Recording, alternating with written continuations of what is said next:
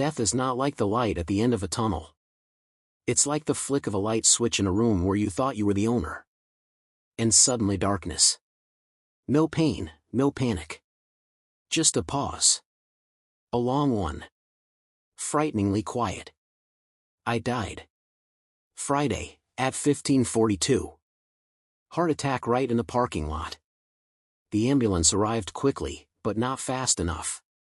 The body remains. Consciousness, gone.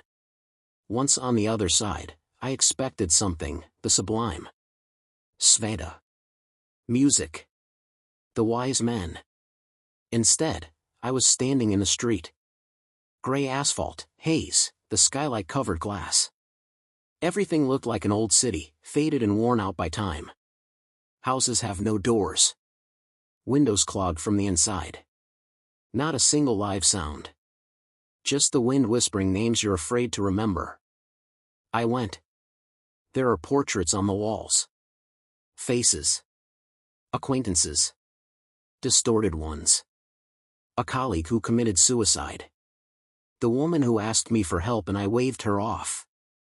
The old man from the forum that I humiliated in the comments. And above each portrait, scratched words. You knew. They didn't reproach. They reminded me. With each passing street, I could feel the air getting denser. It was as if I breathed guilt condensed into matter. But everything changed when I saw the first person I met. He was sitting on a bench. He is dressed in black, his face hidden by a hood. But when I approached, he looked at me. I recognized him. It was me. 5 years younger. You shouldn't be here, I said. But I'm here. Because you brought me, he said. What is this place? This is not hell. This is the lobby. Time in front of the mirror. What should I see? The story you've always known. But I never read it to the end. Your own. Suddenly he pulled a folder out from under the bench. Old, leather, and dusty. Opened. Inside, photos. Screenshots. Letters. Video.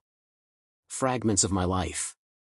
Black small square I, who fired a subordinate, knowing that it was for the sake of a bonus. Asterisk me ignoring my father's phone call, a minute before his stroke. Black small square I, who subscribed to decisions I didn't believe in. You think you were a normal person, he said, looking up. I tried. I did what I could. Not at all. You did what was convenient. It doesn't hurt. Not risky. You weren't evil. You were passive. And passivity is the worst form of participation. I tried to snatch the folder from him. He allowed it. I opened the last page. A photo of me laughing. Holiday. Everyone smiles. But in the right corner, in the mirror, the figure is reflected. Grim. Shadow. Not mine. This is who you've become. While playing the happy version of myself. He was gone. The bench is empty. Folder, lit, no flame. Just slowly disappearing like a memory. I'm standing. There is a turn ahead. On the wall is an inscription scratched in blood. If you go in, you'll find out. If you turn away, you'll stay. I took a step. The path became narrower. The asphalt turned into an old parquet floor, on which bare feet you wanted to walk slowly, carefully. The light is warm, pink, artificial, like in a dressing room. And in the very center of the room, on a red velvet sofa, she was sitting. Marilyn. But not glamorous. Her face is like a mask. Perfect. But not alive. The smile feels like it's been implanted by a surgeon. My eyes are mirrors in which I have not seen my reflection. Only emptiness. You've always wanted to be loved, haven't you? She said, her voice slipping. You live for the likes. Approvals. I even picked up my thoughts so that they wouldn't unsubscribe you. I was silent. Because it was accurate. You've made yourself comfortable. Soft. Understandable. and then asked, "Why doesn't anyone know me?" She stood up. Smoothly, as if she wasn't stepping on the floor, but gliding through the layers of my memory. "You wanted to be good. You even called it kindness. But you're not kind. You were afraid of being rejected. And for that, I became a nobody." Images began to come to life on the walls of the room.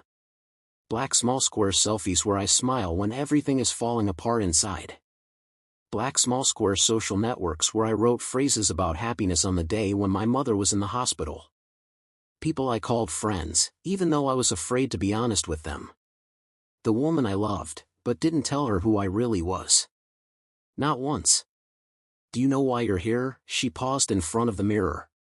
"Because the mask has grown. And you began to believe that you were her. Your pain, your rage, your weaknesses, you hid them to be loved.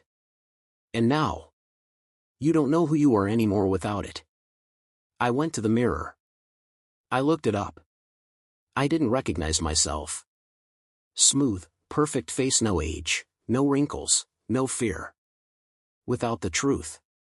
"Bring me back," I whispered. "Why?" "You wanted to be beautiful. You dreamed of being like this, so that no one would hate you. And I did. They don't even see you anymore."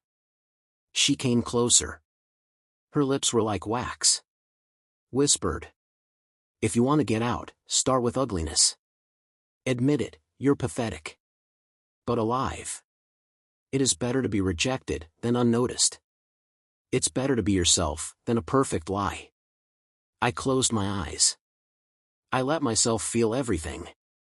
Shame. Loneliness. Envy. Despondency. When I opened it, it wasn't there. The mirror cracked. Light seeped from the crack.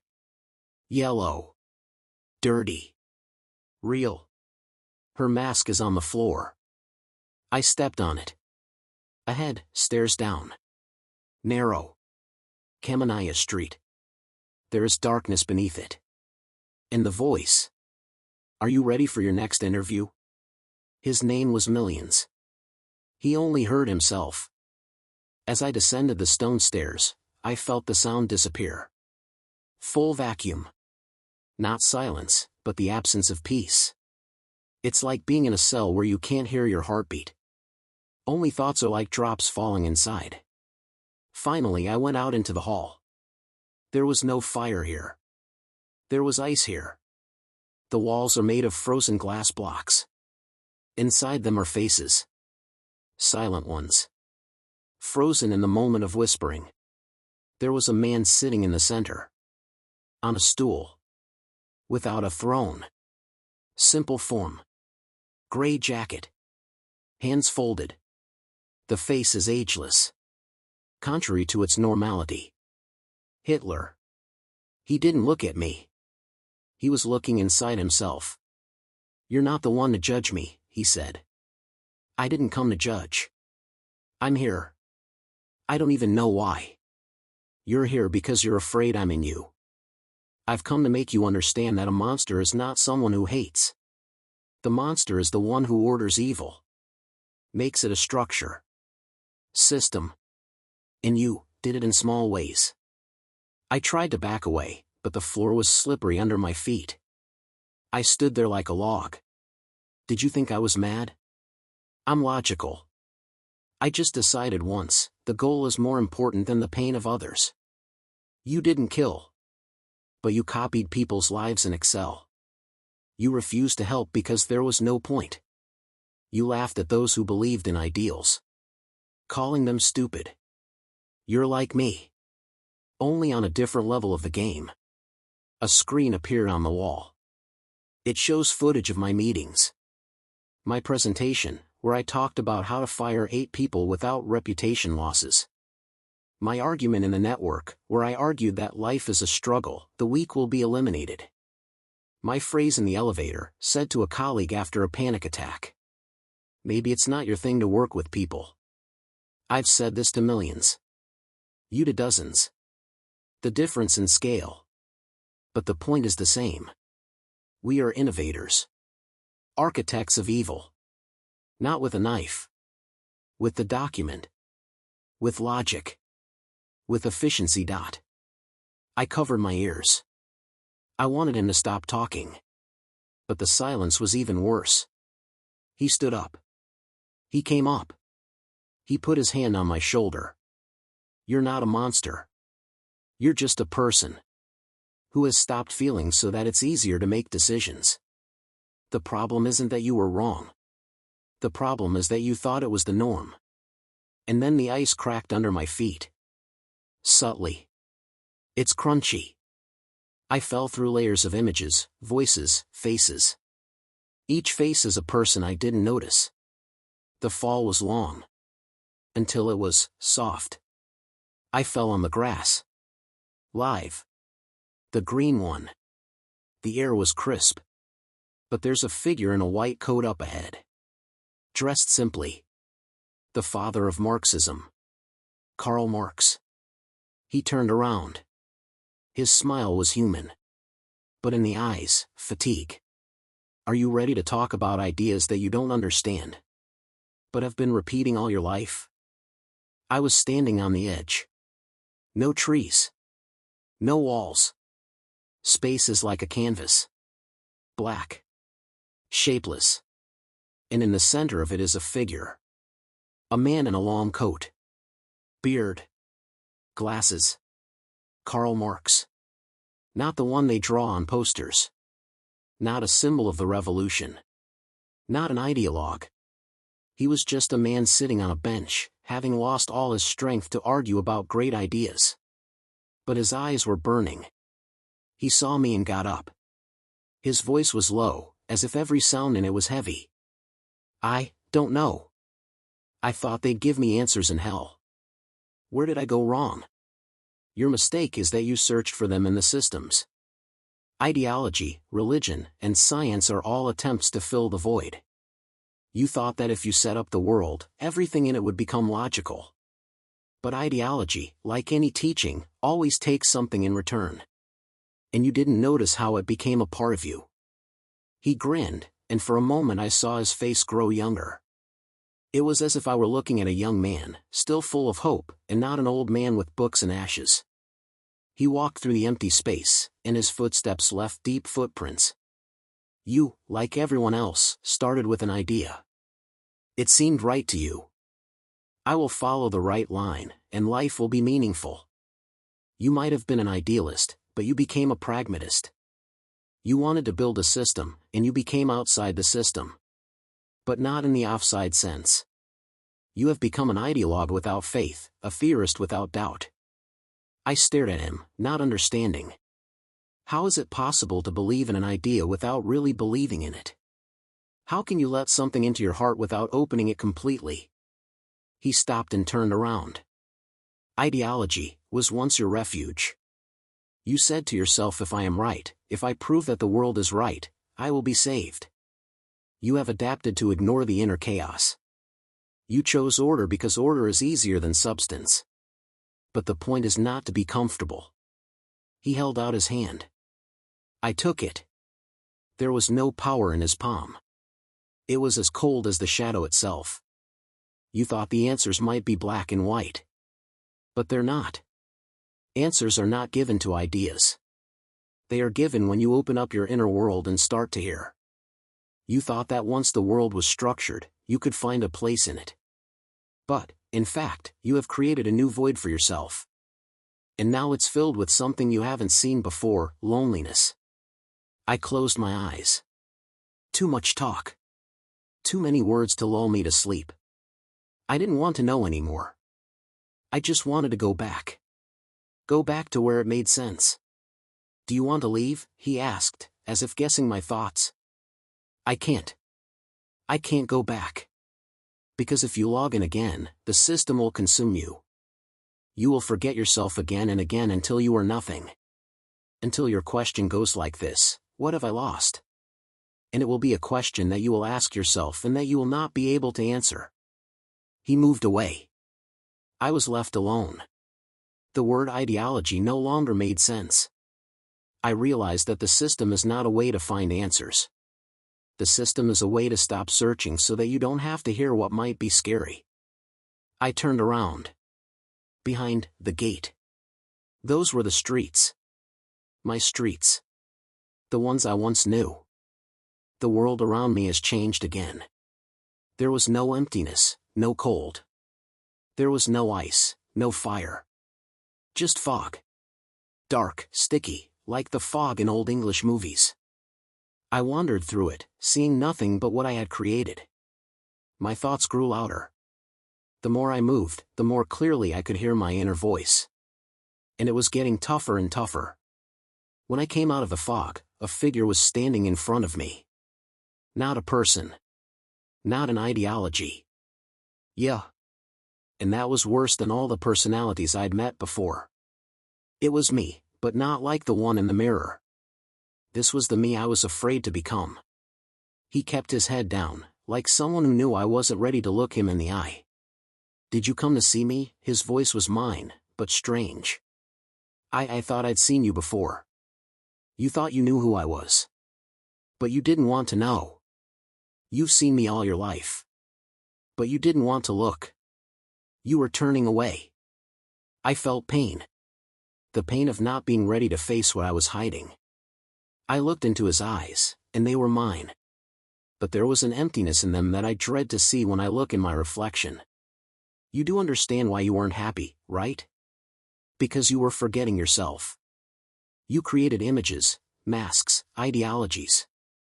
You were hiding behind them. You said to yourself, I'm different. But it was all just an attempt to avoid myself. You were afraid of your weakness, your loneliness, your mistakes. And that's why you couldn't be yourself. And you couldn't become a nobody. You've just become a shadow. With each word, I felt the stone in my heart grow heavier. No matter how hard I tried to hide, he was inside me. My fear. My pain. My unresolved questions. It was all here. You thought everything could be explained. That you can conquer this world. But you can only defeat yourself. When you discover that you can't control yourself, that you're not perfect, that you're human, only then can you be free. I could see his face begin to change. It looked old now. Tired. He was tired of living, of trying to be someone he wasn't. And I got it. This was my future. I saw myself in it, but I didn't want to admit it. You've been through all this, and you don't understand. His voice grew fainter, as if the words were too heavy for his lips. You were trying to get better. I tried to make sense of it. But I didn't learn to be honest with myself. You hid from the pain, not conquered it. You thought you'd be happy if you understood everything. But I didn't understand the most important thing. You were afraid to be yourself. I closed my eyes. I couldn't watch anymore. I wanted to run away. But he couldn't. I knew I couldn't. I had to face someone I'd been afraid to see all my life. So what do you want? He asked, coming up to me. I don't know. I didn't know. You know. You know what to do. And then I felt light. Not bright, not blinding. Just a light that starts to sprout from within.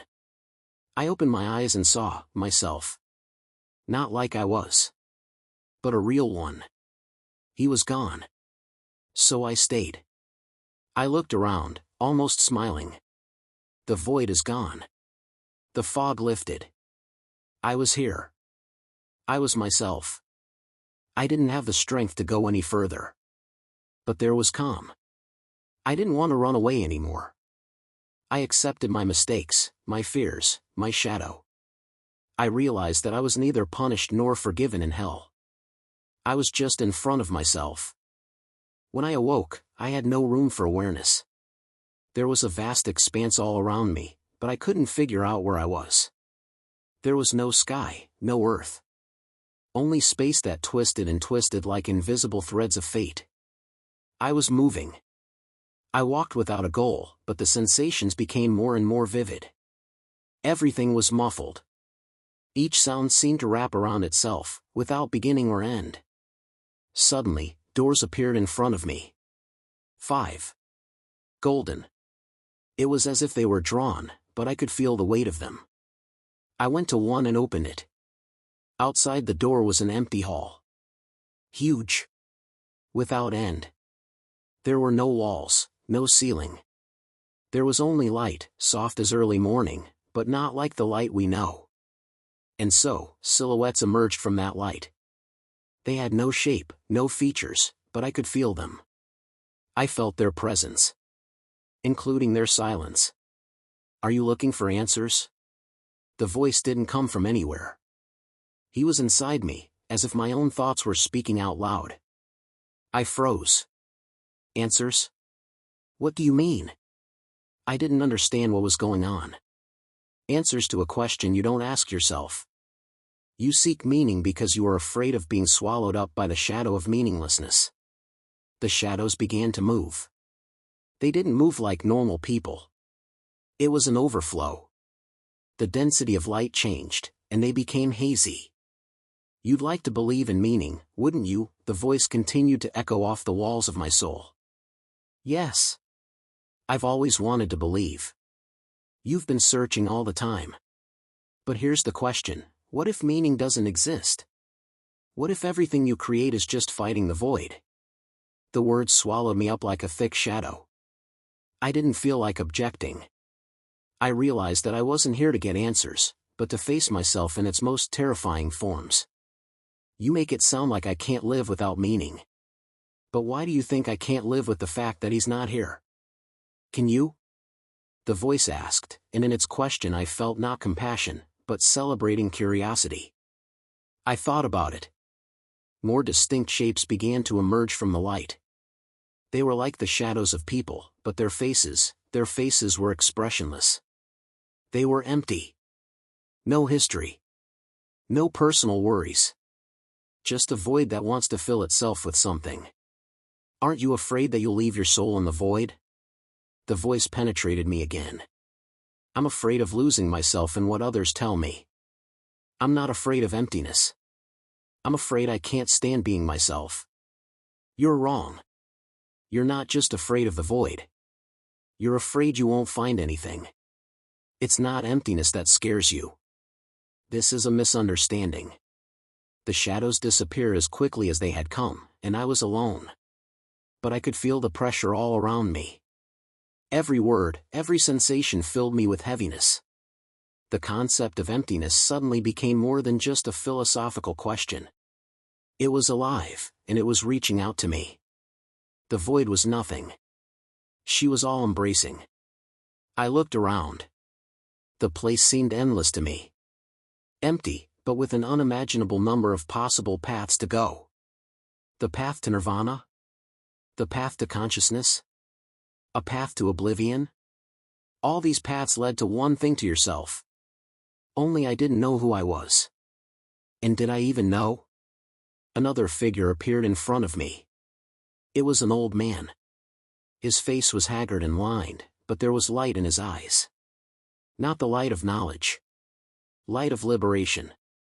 You're looking for answers to questions you've never asked yourself, he said calmly, looking into my eyes. What if they are all in you?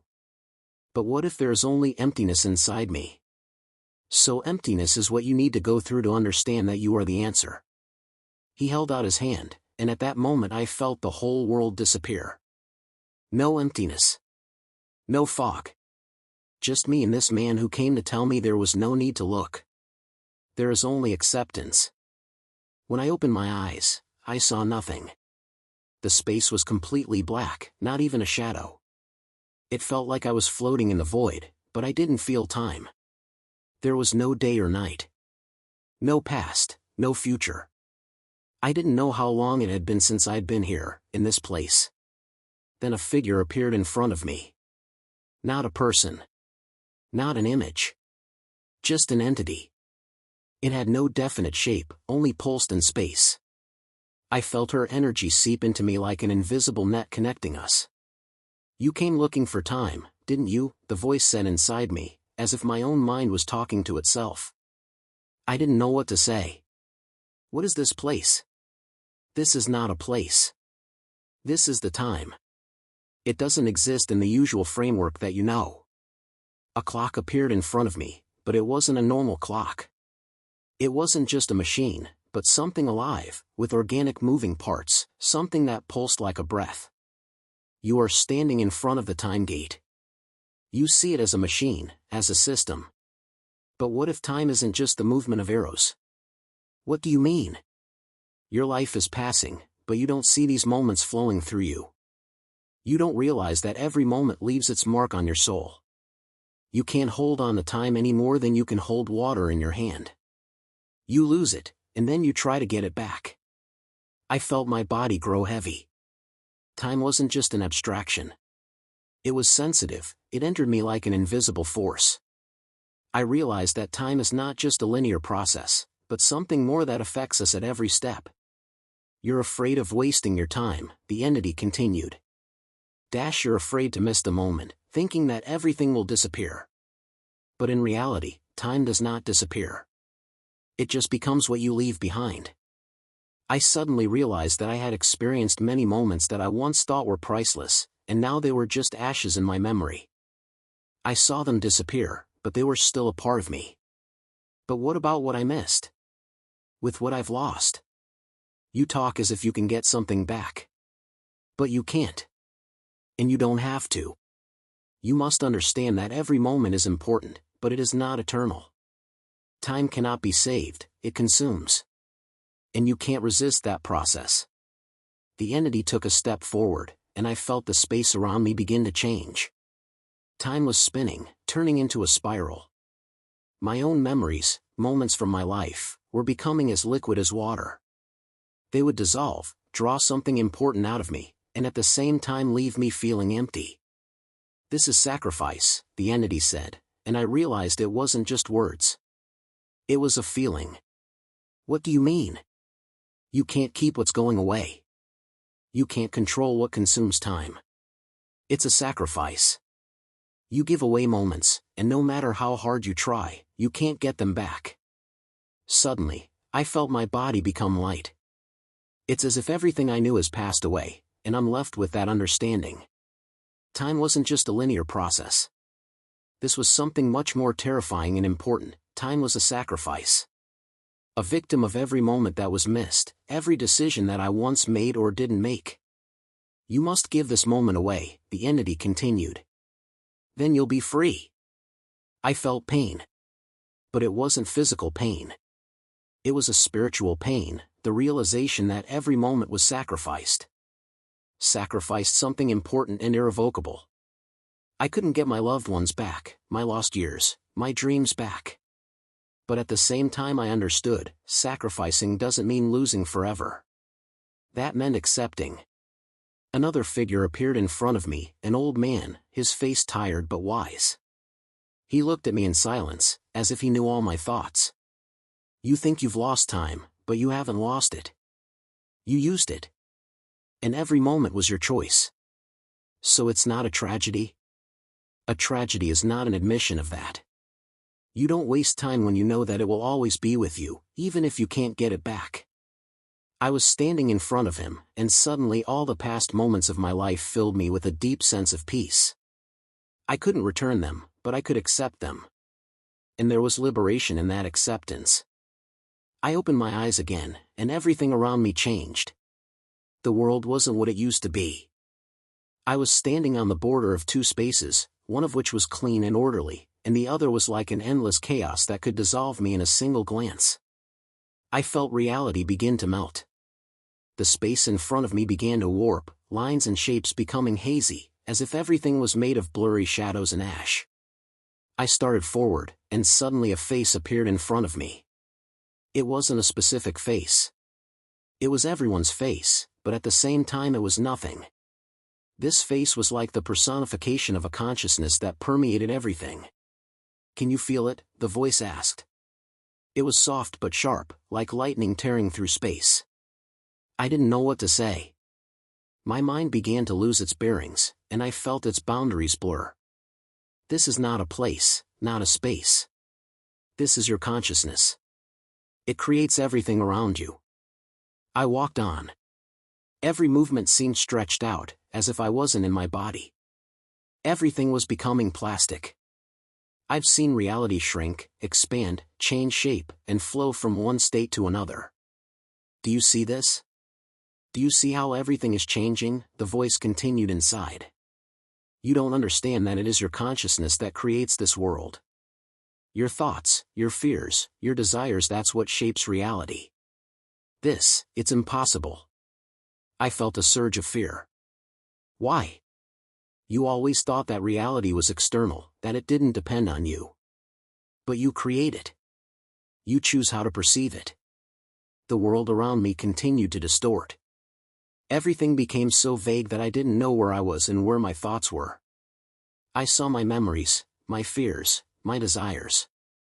It all intertwined like threads, creating a multi-layered kaleidoscope that couldn't be unraveled. You're afraid of this, aren't you? The voice said again, and I felt the depth of it. You're afraid to realize that everything you see is your choice. That you shape your own reality. You're afraid of losing control, but you've always been a part of this game. I felt like my soul was frozen in that space. I couldn't figure out what was real and what was just a reflection. Suddenly, doors appeared in front of me. But they weren't ordinary doors. They were like moments. Moments of my life. I've seen them open and close like paintings on old canvases. Are you afraid to open them? The voice asked again. Are you afraid to see that the world you see is only fragments of your perception? I understood. I was standing in front of myself. Before what I created. All my experiences, all my mistakes, my joys and pains, they became the doors through which I could pass, but I never knew that they belonged only to me. I was trapped in a loop of my own perception. You create it all, so you can change it. You can change your perception. You can change the reality that is in front of you.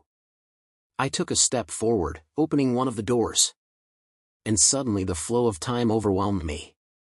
I found myself in different moments of my life. In one I was a child, in another an old man. My consciousness was intertwined with versions of myself that I once knew but no longer existed. I was trying to figure out who I was. Where am I? When am I? It's all you, the voice cut through the space again. You've always been it, always created it. But you didn't accept it. You were running away from yourself. I realized that I didn't really just exist in this world. I am part of this world. I'm not just an observer. I am the creator of my reality. When I returned to the very hall where this meeting began, I realized that I could no longer see the world as something external. He was inside me. Everything I've ever experienced, all my fears, all my desires, it was all part of my reality. And now I knew that by changing myself, I could change everything around me. The voice was low, but I could feel its power permeating me. Yes, I understand. I create my own reality. And you can change it. But remember, you can never completely transcend yourself. You will always be yourself, and that is your strength. The world began to become clear again. I was standing in the middle, but now I knew that everything that was happening around me was the result of my consciousness, my choices. When I opened my eyes again, the world was different from before. Everything around me has become like a space that has no beginning and no end. There was no time, no space. It was as if I was in a pause, in the interval between life and death. But then I felt an unknown presence growing around me, as if I had to make a choice, but I didn't know how. I didn't know what to expect. A creature suddenly appeared in front of me. It wasn't like anything I'd seen before. It wasn't a human being, but it was formless and all-encompassing at the same time. It was as if it took on all the shades of the universe and dissolved them into itself. Everything became quiet, and it became clear to me that this is the essence of eternity. You came here to understand what death is, a voice said, and it was immeasurably deep, as if it reached out from the universe itself. You're looking for an answer, but there's no answer. Everything you see is just a reflection. You cannot comprehend death any more than you can comprehend life itself. I felt something invisible tighten inside me. The fear I felt when I was confronted with the idea of my own death has become a part of me. It wasn't just fear. It was the realization that I no longer belonged in time and space. Everything around them seemed to be echoes of everything that had been. It was like I was at the end of something, but I didn't know what was going to happen next. Why can't I understand what's going on? My voice sounded shaky, as if I'd just started learning to speak. You can't understand because your consciousness is limited. You're afraid of the limb, afraid of what can't be controlled. But death is not the end. It's a transition, and you've already been through it. The creature in front of me drew a little closer, and I felt its energy permeate me. There wasn't much of it, but I felt like I was absorbing it. My thoughts, my feelings, began to fade like sand that goes through my fingers. I realized that there was no going back in this place, and suddenly this realization was not frightening, but liberating. I didn't have to fight anymore. You are standing on the threshold of eternity. All you knew were just moments. But death and life are not lines, but circles. You haven't finished your journey. You've always been part of that cycle. I felt a sense of returning to the very center of everything. At that moment, I realized that death is not just a disappearance, it is part of an unbroken cycle. It is necessary not only to leave, but also to be reborn. I was becoming a part of something that was beyond my perception. You still don't understand, do you? The voice of the entity penetrated me again. You want to understand what happens to those who leave. But there is no separation. You will always be a part of it. You will be part of infinity. I felt the space around me begin to shrink again. This gap between life and death began to fade. Everything I knew was turning into something deeper, immeasurable. How do I become a part of this? I was still trying to figure out. You've already become one. You're already in it. You were and always will be. You were afraid of death because you didn't realize it was a part of your life. But now you see that you are not alone. You're part of an endless cycle. You will always come back. And in that moment, I understood. Eternity was not something that we could embrace.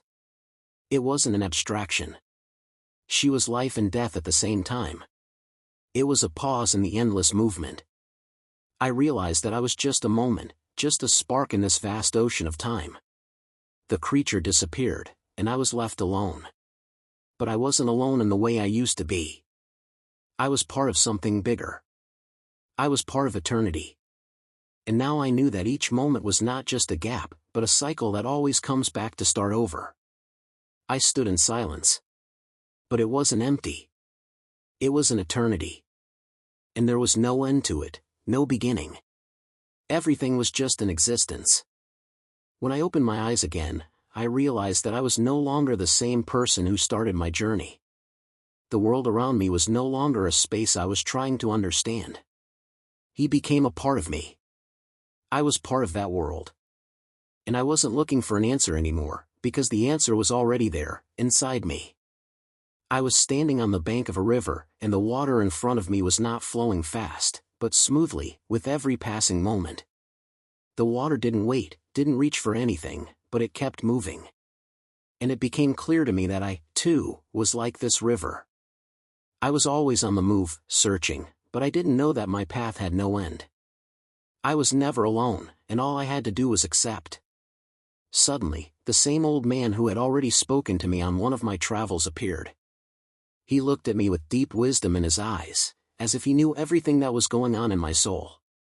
"You're here again," he said. "And now you realize that it wasn't to teach you something new, but to help you remember what was always there in you." I was silent. I knew that all I had to do was just accept. Accept your place in this world, your existence as part of an endless cycle. You look for meaning in every step, but the meaning was always inside. You are the one who creates reality, but you are also the one who observes.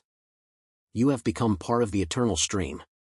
The water in the river continued to flow, and I stood looking at it as if it reflected my whole life. I realized that it doesn't matter where I go or what happens. Every moment is important. It's important that I exist. And I'm already here. You won't be looking for answers anymore, because you've already found them. You are part of this path, and you, like the river, flow into infinity. My hands were open. I didn't seek, I didn't wait, I didn't strive. I was part of this river, part of everything that exists. and I was ready to accept my place in this huge stream. I looked at the Elder One last time and said, "I understand. I accept." He smiled and disappeared like a shadow disappearing into thin air. I was left alone. But I was no longer alone. I was part of the world, part of infinity, part of the river that never stopped flowing. And I knew that it didn't matter where I was going, what mattered was that I accepted my path. Conclusion. Time won't stop. Death will not consume us. We are all in the flow of infinity, which we enter and which we remain. We don't have to search for meanings or answers. Everything is already here, and we just have to learn to accept. You and I are part of this flow. And our journey has no end. Thank you for being with me on this journey. If this story has touched your heart, if you also want to plunge into a world of deep reflection and endless travel, subscribe and keep looking for answers. After all, the path never ends, it's just beginning. Subscribe and we will continue this journey together. After all, every step is important.